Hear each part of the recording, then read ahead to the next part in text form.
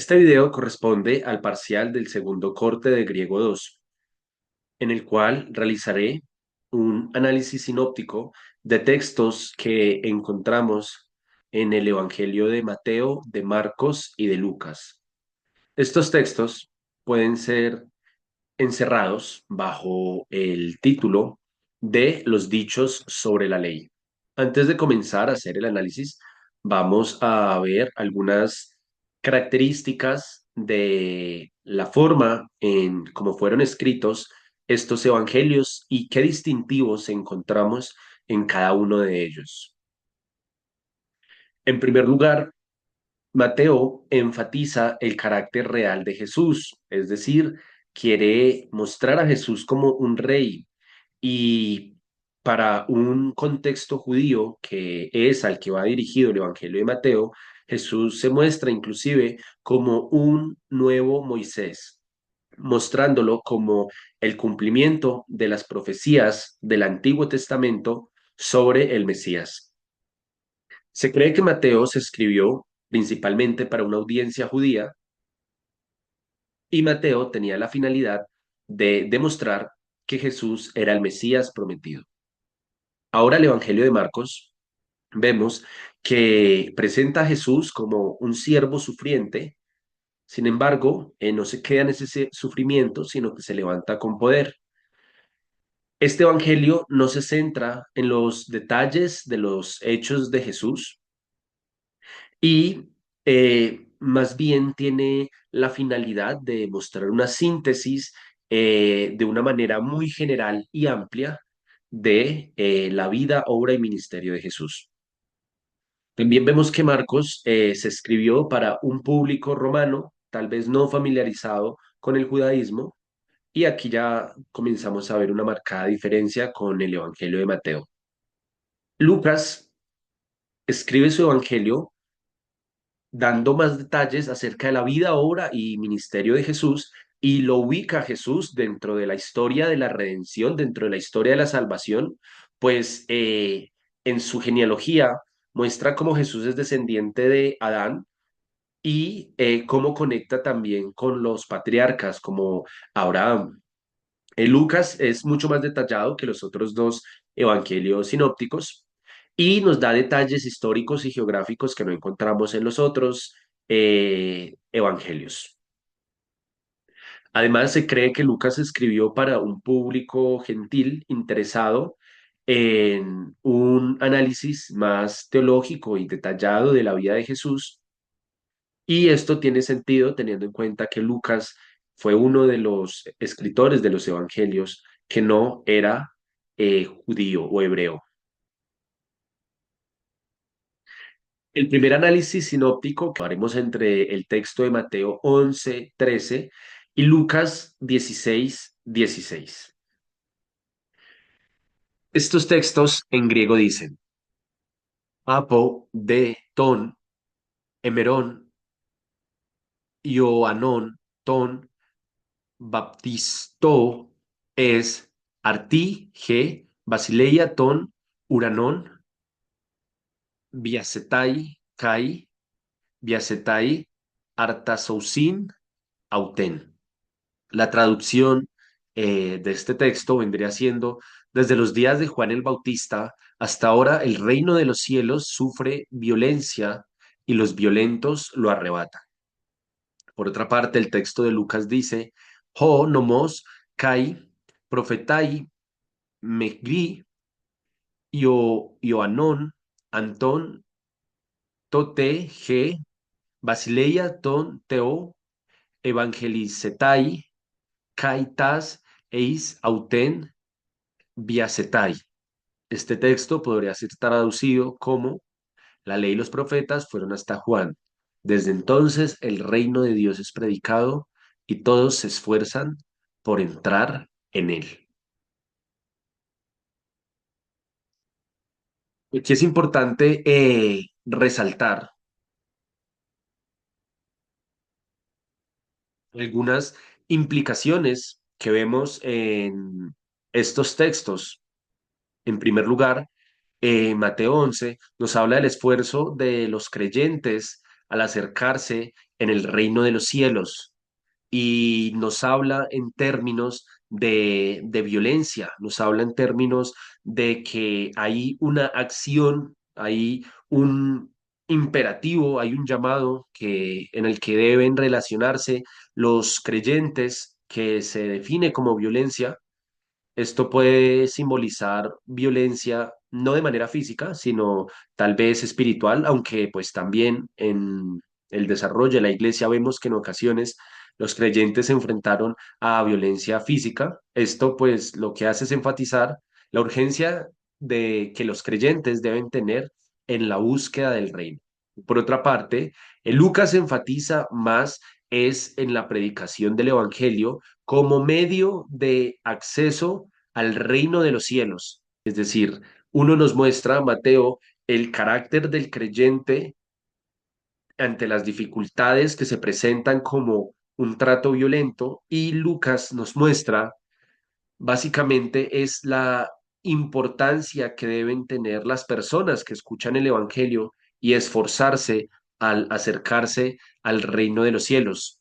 El segundo análisis sinóptico lo encontramos en Mateo 5, 18, 31 y 32, en Lucas 16, 17 al 18 y en Marcos 10, 11 al 12.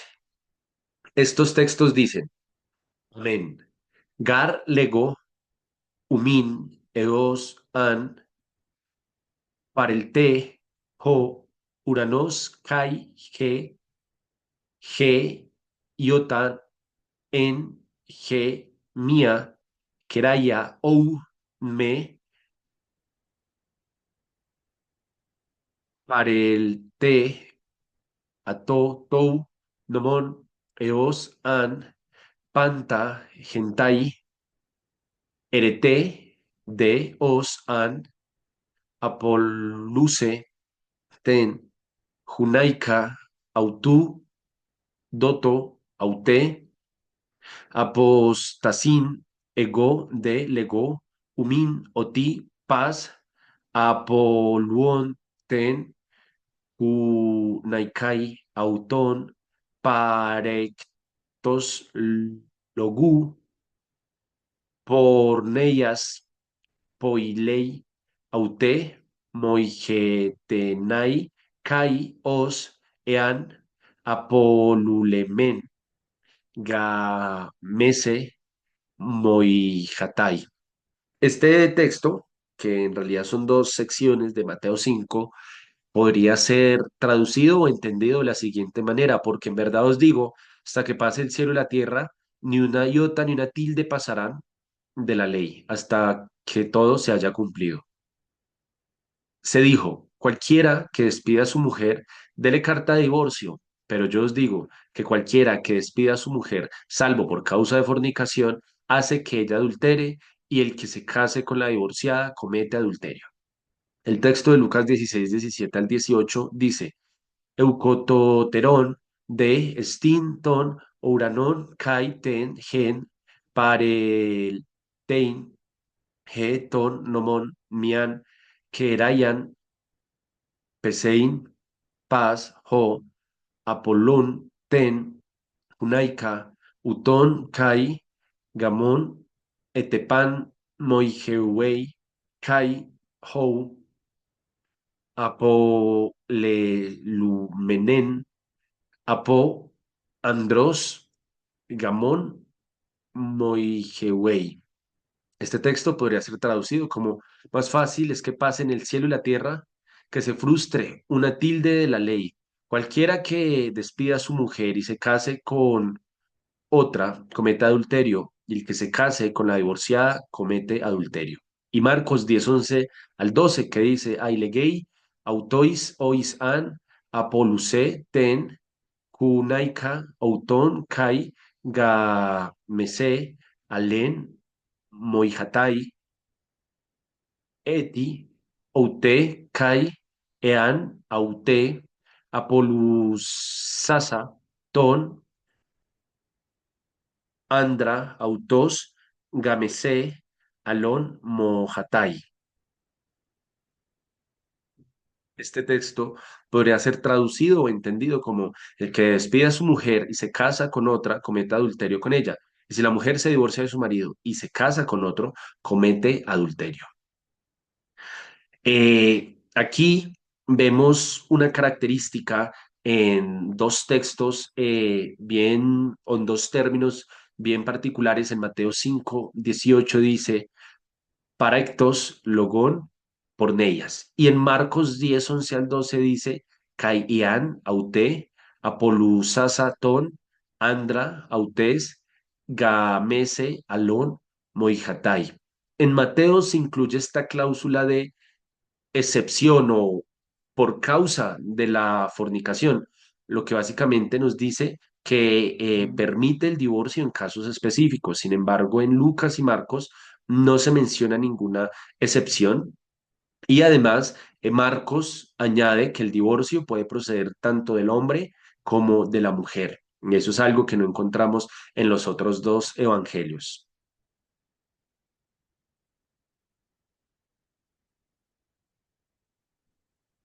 En cuanto a la implicación y propósito de Mateo, vemos que Mateo enseña un contexto judío donde se debate sobre las razones válidas para el divorcio. Recordemos que en el contexto de Jesús, las dos escuelas de interpretación rabínica más importantes eran la Hillel y la Shammai. La Shammai tenía una tendencia de interpretación más rígida y literal de la ley, priorizando la letra sobre su espíritu, la letra de la ley sobre el espíritu de la ley, es decir, la razón, el propósito de la ley.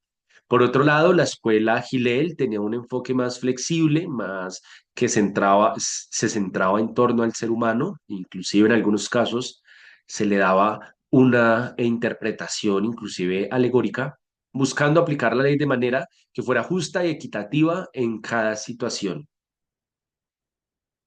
Jesús da su interpretación acerca de el divorcio y él, de cierta manera, podemos decir que no está de acuerdo con el divorcio e incluye la excepción de a causa de la fornicación. Aquí Jesús parece tener una posición más equilibrada que reconoce que hay una causa válida, pero en general él condena el divorcio. Por otra parte, Lucas y Marcos nos muestran un aspecto de esta enseñanza un poco más estricto, de una manera más radical, nos habla de la indisolubilidad del divorcio.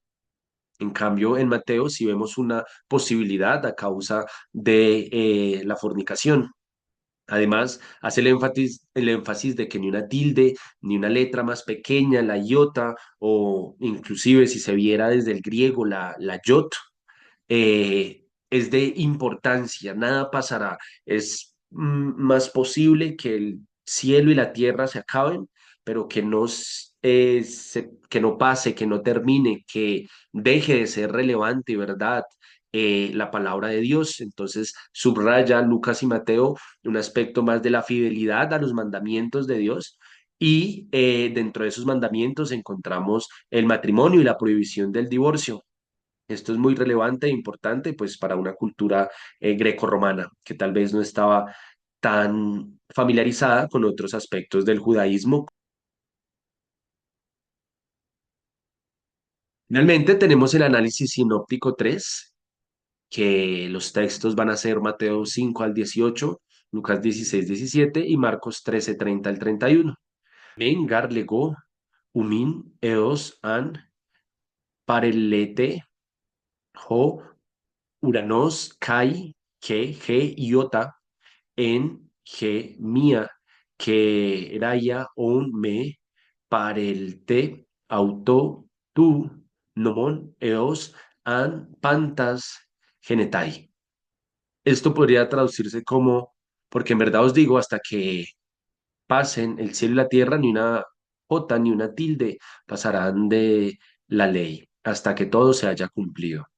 Lucas 16:17 nos dice, Eucototeron de Stinton, Uranon kai ten gen, pareletein ge tun nomon, mian que payan pesein. que podría traducirse: más fácil es que pase el cielo y la tierra que se frustre una tilde de la ley. Y Marcos 13 30 y 31 dice: Amén, legó, umin oti, on me, parel, te, ge, genea, ute, me, gris, ou, utan, pantan, gentai, jo, uranos, kai, ge, parelesontai, oi, de logoi, mou, ou, me, pareleusontai, que podría traducirse como: de cierto os digo que no pasará esta generación hasta que todo esto acontezca. El cielo y la tierra pasarán, pero mis palabras no pasarán. Para resaltar en Marcos, vemos que se enfoca en la durabilidad de las palabras de Jesús. Mis palabras no pasarán. De logoi, mon, ou, me, parele, ou, sontai.